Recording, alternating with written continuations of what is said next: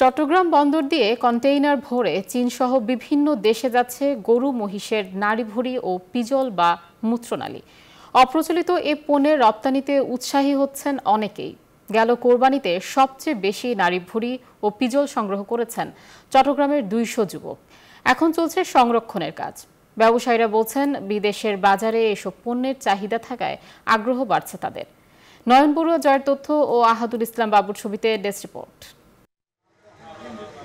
বাংলাদেশ থেকে প্রতি বছর 150 থেকে 200 কোটি টাকা সমমূল্যের ওমাসম বা নাড়িভুড়ি রপ্তানি হচ্ছে বিভিন্ন দেশে। এসব পণ্যের সিংহভাগই রপ্তানি হচ্ছে চীন, হংকং, থাইল্যান্ড ও ভিয়েতনামে। চট্টগ্রাম থেকে প্রথম নাড়িভুড়ি সংগ্রহ শুরু হলেও এখন এই ব্যবসা ছড়িয়ে পড়েছে দেশ জুড়ে। গরু মহিষের নাড়িভুড়ি সংগ্রহের এই কাজে নেমে পড়েছে শত শত যুবক।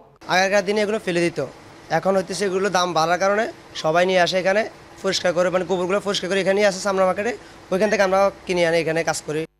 হিসাব বলছে চট্টগ্রাম বন্দর দিয়ে মাসে 15 কন্টেইনার ওমাসম বা নাড়িভুড়ি রপ্তানি হয়। এক একটি কন্টেইনারে 60 থেকে 70 হাজার পিস ওমাসম থাকে বলে জানান সংশ্লিষ্টরা। এই নাড়িভুড়িকে ইংরেজিতে ওমাসম বলা হলেও তা পশুর তৃতীয় পাকস্থলী নামেও পরিচিত। ওমাসম দিয়ে উন্নত মানের স্যুপ ও সালাদ তৈরি হয় এবং তা চীনাদের কাছে বেশ জনপ্রিয় খাবার বলে জানান রপ্তানিকারকরা। পাশাপাশি রপ্তানি হচ্ছে গরু মহিষের মূত্রনালী বা পিজল। ওমাসম আর ফিজল না হতো, চামড়া ব্যবসাটা এমনি মরে যেত।